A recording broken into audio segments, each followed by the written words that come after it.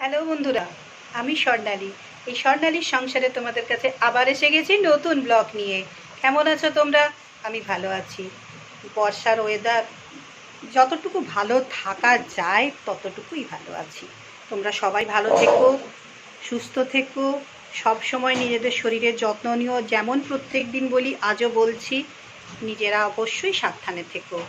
আজকে কি করেছি দেখাবো। তার আগে রোজকার মতো আবার বলি, যারা লাইক শেয়ার কমেন্ট করতে ভুলে যাচ্ছ তারা লাইক শেয়ার কমেন্ট করে দিও, পাশে থেকো, সাথে থেকো।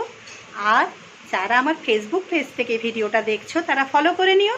আর যারা ইউটিউবে গিয়ে এই স্বর্ণালীর সংসার চ্যানেলটাকে দেখছো আমার এই ভিডিও, তারা সাবস্ক্রাইব করে নিও। যারা এখনও করনি তাদের কথা বলছি। তাহলে সাথে থেকো, পাশে থেকো।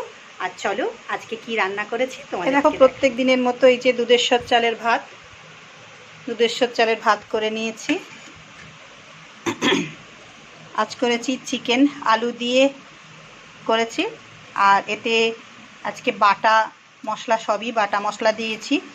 গুঁড়ো লঙ্কাটা তো একদমই ব্যবহার করিনি, যদিও ছিলও না আর ব্যবহারও করিনি। কাঁচা লঙ্কা বাটা দিয়েছি আর শুকনো লঙ্কা কয়েকটা দিয়েছি। এই রকম। আর এখানে আছে ভাইয়ের জন্য ডিমের অমলেট করে আলু দিয়ে তরকারি।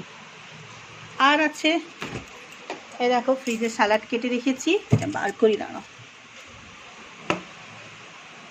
আর এখানে আম কাটা আছে। ব্যাস এটুকুই। আর আজকে বেশি কিছুই করিনি, এক তরকারি ভাত।